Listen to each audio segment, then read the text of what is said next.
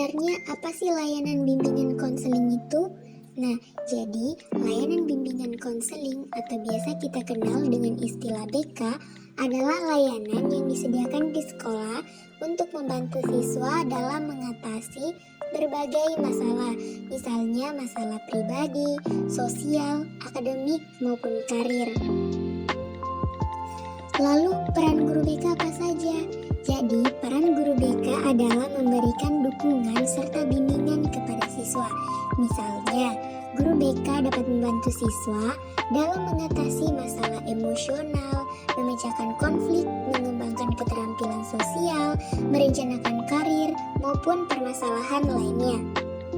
Jika ada teman-teman yang punya masalah seperti tadi atau mungkin masalah lainnya, atau bisa jadi teman-teman hanya sekedar butuh teman cerita, nah guru BK adalah tempat yang tepat.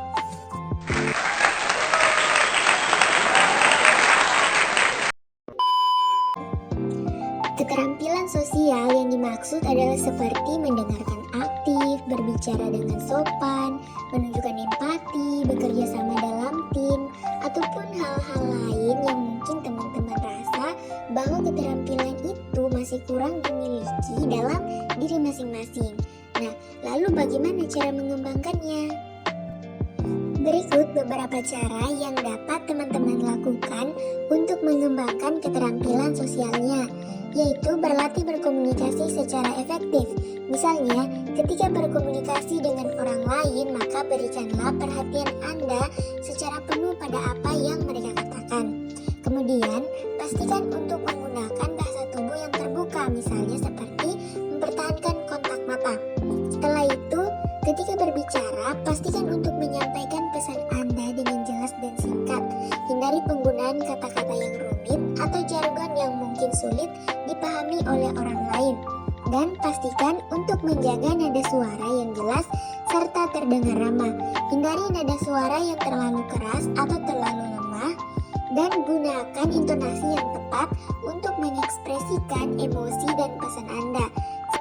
Selain itu, teman-teman juga bisa mencoba untuk berpartisipasi dalam situasi komunikasi yang menantang, seperti berbicara di depan umum atau mengambil peran dalam proyek kelompok, atau juga bisa mengikuti pelatihan keterampilan sosial.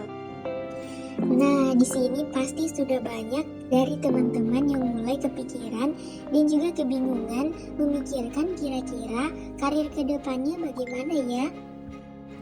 Jangan panik, beberapa langkah yang bisa teman-teman lakukan sebelum melakukan perencanaan ataupun pemilihan karir, yaitu dengan mengeksplorasi minat dan bakat. Pentingnya mengidentifikasi minat dan bakat dalam melakukan perencanaan karir tidak dapat diabaikan. Dengan mengetahui minat kita dapat menemukan pekerjaan yang sesuai dengan passion kita, yang pada gilirannya akan membuat kita lebih termotivasi dan bahagia dalam bekerja. Selain itu, dengan mengidentifikasi bakat kita dapat memanfaatkannya sebagai kekuatan dalam mencapai kesuksesan karir. Ketika kita bekerja sesuai dengan minat dan bakat kita akan merasa lebih puas dan berpotensi mencapai hasil yang lebih baik. Selanjutnya adalah mengeksplorasi nilai-nilai pribadi. Sebelum melakukan perencanaan karir, sangat penting bagi kita untuk mengidentifikasi nilai-nilai pribadi kita. Nilai-nilai ini mencerminkan prinsip-prinsip yang kita anggap penting dalam hidup kita, seperti integritas, kreativitas, keadilan, atau keberlanjutan. Selain itu, ketika kita bekerja sesuai dengan nilai-nilai kita cenderung lebih puas dan termotivasi karena pekerjaan kita sejalan dengan apa yang kita yakini dan pedulikan. Langkah selanjutnya yang bisa dilakukan adalah melakukan riset tentang berbagai bidang karir. Melakukan riset tentang berbagai bidang karir sebelum melakukan perencanaan karir itu sangat penting. Dengan melakukan riset, kita dapat memperoleh pemahaman yang lebih mendalam tentang berbagai peluang karir yang tersedia, persyaratan yang diperlukan, dan tren industri terkini. Melalui riset ini, kita dapat mengeksplorasi berbagai pilihan karir yang sesuai dengan minat, bakat, dan nilai-nilai pribadi kita. Selain itu, riset juga membantu kita memahami prospek karir, gaji yang mungkin diperoleh, dan peluang pengembangan di bidang yang kita pilih. Dengan informasi yang cukup, kita dapat membuat keputusan yang lebih terinformasi dan membangun fondasi yang kuat untuk perencanaan karir kita. Langkah selanjutnya yang dapat kita lakukan adalah membuat rencana tindakan. Membuat rencana tindakan sebelum melakukan perencanaan karir adalah langkah yang sangat penting dan tidak boleh diabaikan. Dengan memiliki rencana tindakan, kita dapat mengatur langkah-langkah konkret yang akan membantu kita mencapai tujuan karir kita. Rencana tindakan memberikan arah yang jelas dan memungkinkan kita untuk fokus pada langkah-langkah yang perlu diambil. Selain itu, rencana tindakan membantu kita mengidentifikasi tantangan yang mungkin dihadapi dan mencari solusi untuk mengatasinya. Dengan memiliki rencana tindakan yang terstruktur, kita dapat mengoptimalkan waktu, sumber daya, dan upaya kita dalam mencapai kesuksesan karir. Selanjutnya, kita akan membahas tentang permasalahan belajar yang mungkin sedang dialami oleh teman-teman. Nah, pasti ada yang merasa terbebani dengan belajar atau mungkin merasa malas untuk belajar sehingga mempengaruhi proses belajar yang efektif. Hal tersebut bisa disebabkan oleh beberapa faktor, misalnya kurangnya motivasi, materi pembelajaran yang kurang menarik, atau bahkan belum pandai memanage atau mengatur waktu sehingga proses belajarnya menjadi kurang efektif.